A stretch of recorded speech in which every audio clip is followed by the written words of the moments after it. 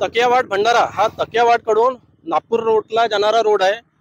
वर्ष ओलांडून सुद्धा या रोडचं बांधकाम पूर्ण झालेलं नाही, त्यामुळे इथल्या लोकांना जाण्या येण्याकरता फार त्रास सहन करावा लागत आहे। तसेच इथल्या लोकांच्या जीवाला केव्हा जीवहानी होईल याचे सांगता येत नाही आणि साक्षात इथे यमराज उपस्थित असल्यामुळे जर अपघात झाल्यास आपले जीवित वाचण्याचे पर्सेंटेज एकदम 0% राहतील। या संदर्भात भारतीय जनता पार्टीचे पदाधिकारी आणि कार्यकर्ते यांनी इथे एकत्रित येऊन बांधकाम पूर्ण न झाल्यास आम्ही आंदोलनात्मक भूमिका घेऊ असं त्यांनी घोषणा केलेली होती।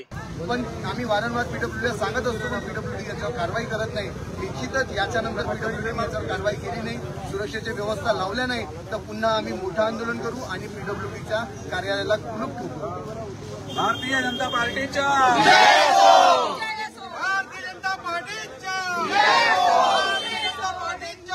जय असो, भारतीय जनता पार्टीच्या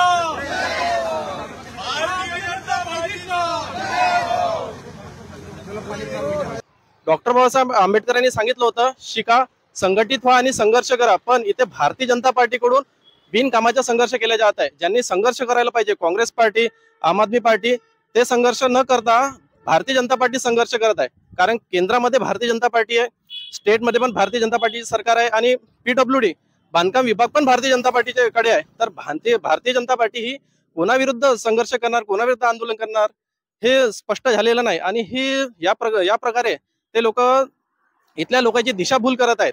आणि जनतेला माझी विनंती आहे की इथून जाणं येणं करताना आपण आपल्या जीवाला जपून जाणं येणं करावं।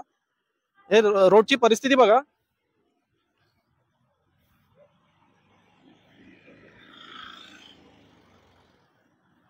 भारतीय जनता पार्टीची आंदोलनात्मक भूमिका नसून ही फक्त एक दिखावा आहे। पुढील येणाऱ्या नगर परिषदला अनुसरून हा एक दिखावा आहे फक्त। आणि इथल्या जनतेला माझी विनंती आहे की जाणं येणं करताना आपल्या जीवाला जपून जाणं येणं करावे, कारण की अपघात झाल्यास, आपल्या जीवाला कमी जास्त झाल्यास त्याला आपण स्वतः जबाबदार आहात। आमदार साहेब, खासदार साहेब, कोणताही राजकीय पक्ष याला काही फरक पडणार नाही जर इथे आपला अपघातून आपला जीव गेला तर आपण जाणं येणं करताना इथं सोयीस्कर जावं की जेणेकरून तुम्हाला कोणत्याही प्रकारची इजा होऊ नये व तुमच्यापासून कोणाला पण कोणत्याही प्रकारची इजा होऊ नये।